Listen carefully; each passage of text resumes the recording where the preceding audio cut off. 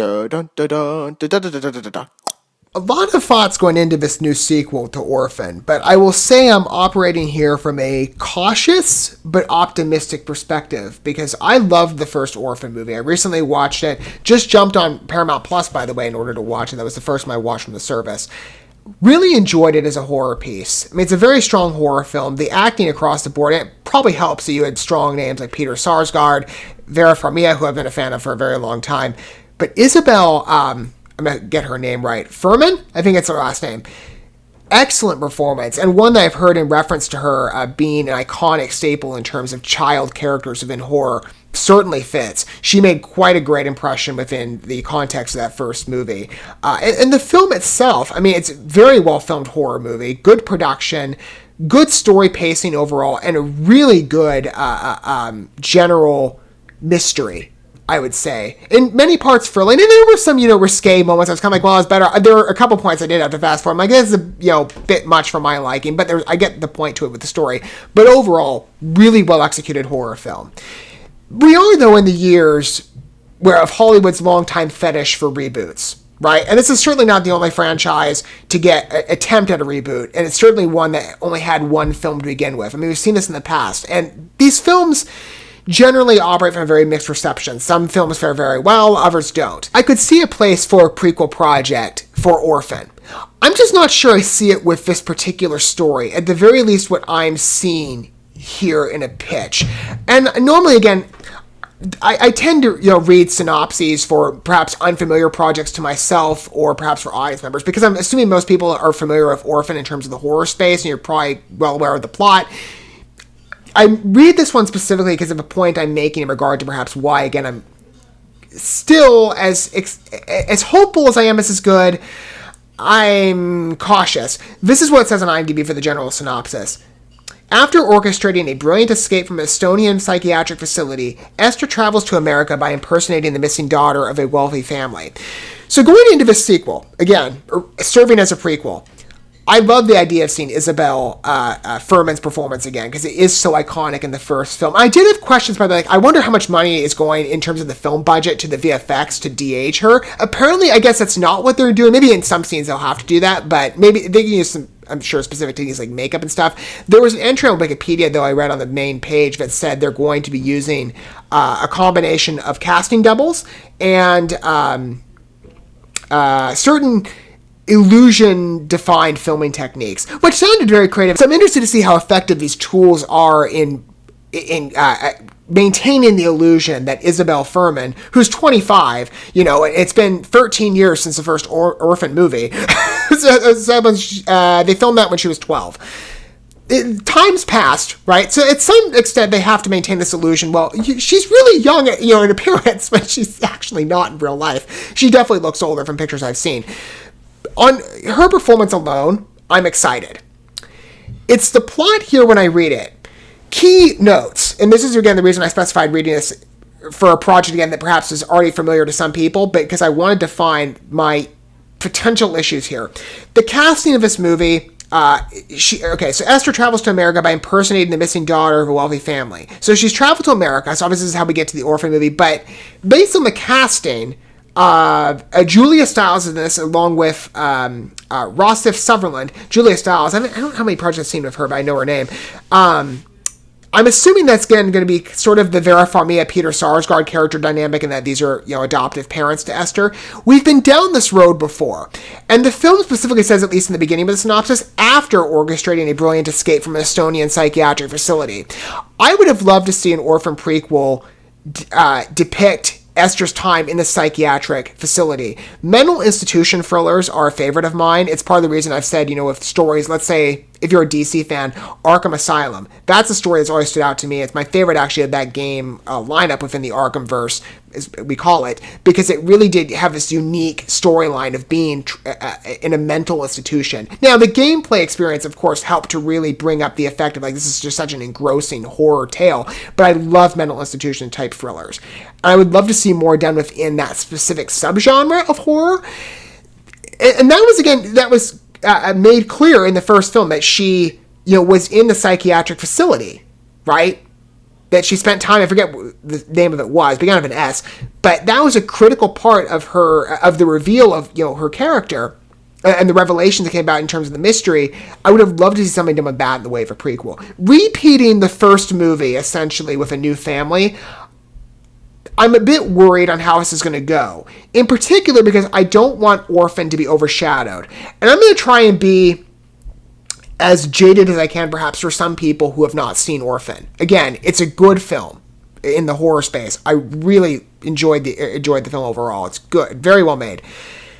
I don't want Orphan to be lessened by this prequel for people who perhaps go into it not watching these in chronological order of release date, but chronological order of films. So let's say for somebody, who considers after Orphan First Kill releases, I haven't seen Orphan, I'll start with the prequel project. I wouldn't want this film, because it seems to be, again, replaying the first movie in certain spades, I wouldn't want it to overshadow the revelations of Orphan that are critical to that film overall. So that when you watch Orphan First Kill, right, now if this film doesn't spoil the revelations of who Esther is and why she's such a disturbed child, because it is so significant to the plot, but also in context to Orphan, it makes the repeat experience that much more engaging, and that it really is such a revelation that redefines many established scenes as they happened upon first viewing, that you have to watch it and you get this new context and depth. Watching Orphan First Kill first, and if this is just basically one giant, modern mimicry of the first movie, of course I'm sure it'll appeal to Orphan fans of like, oh yeah, we're getting a repeat experience and we're kind of getting, another performance from Isabel Fuhrman in this role. I just don't want Orphan to lose its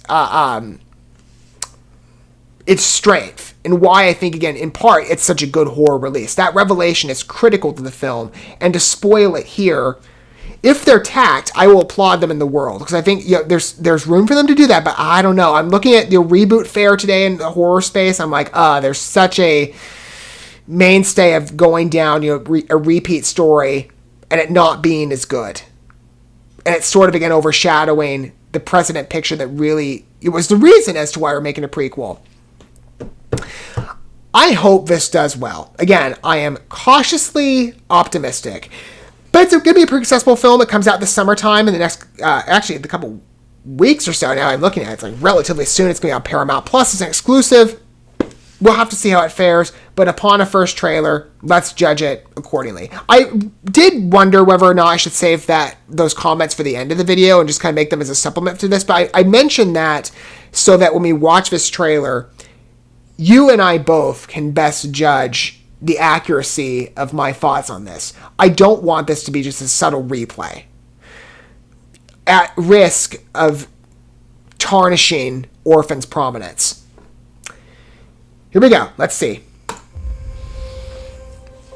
What is he doing here? We found your daughter. She's alive. I like the aged color scheme. Child therapist that she'll be working with. 4 years is a long time. What she needs right now is her family. Esther? Sweetheart, it's Mommy. They're trying their best, I can clearly tell. Like, well, she's grown up. It's lovely to be back. I miss my family very much. Our goal here is helping Esther acclimate back into life within the family unit. Here we go. Sorry. I think something's going on with Esther. Is there anything you want to tell me about your time away? How's that possible? 4 years ago, she was still drawing stick figures. Esther's behavior has been so erratic. Hello, Mommy. Thank you, Mommy. I know, Mommy. I did notice some inconsistencies. What are you getting at? To me, it felt like a performance. Okay, part of this I like. If you're not Esther, who are you?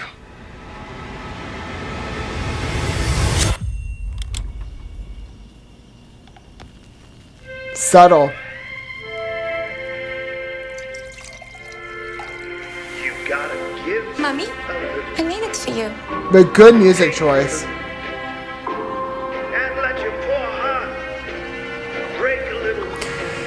There are points to this I feel like it is a replay again of the first movie.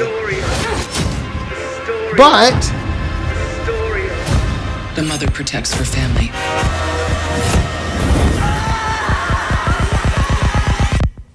No matter what. I am game for another round. That's the glory of love.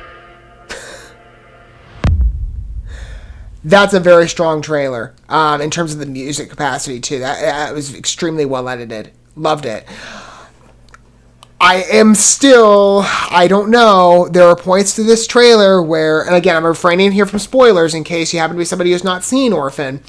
There are points here where I'm like, this feels like we're encroaching on the first movie. There are certain aspects here in regard to the character storylines, her adoptive parents, Esther's behavior, the points of certain revelations. You're like, I, see again a parallel experience. Maybe this project will dip more into the psychological break. Well, no, because even that feels consistent to the first movie. I don't know.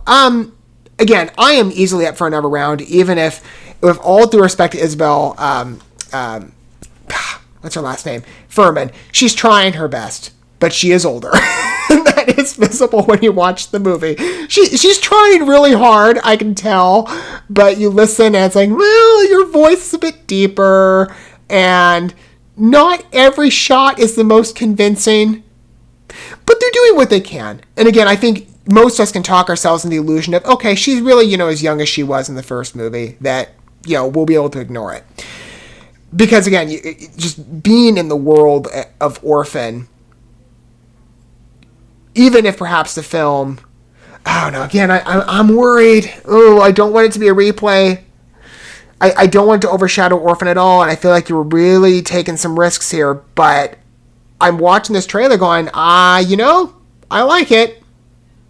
On a presentation level, I think, again, it's such a good reminder of that first movie and the strengths of it that I'm like,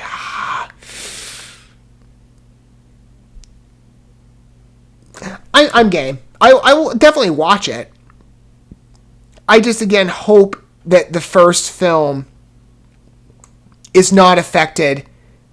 The key is, again, in that revelation. If they don't reveal significant revelations as to what exactly is going on with Esther here, which I'm highly doubtful that they won't, I think there's a really good chance that they will, and that's what makes me nervous. If they don't, and they choose to remain tact about what's actually going on, that will help the first film to still have aged well.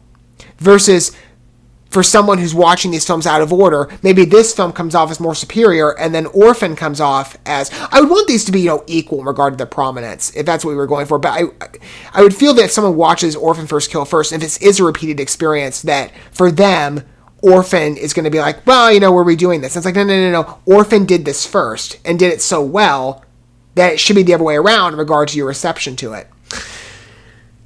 If, again, they spoil the revelations, which were critical to the structure of the first movie.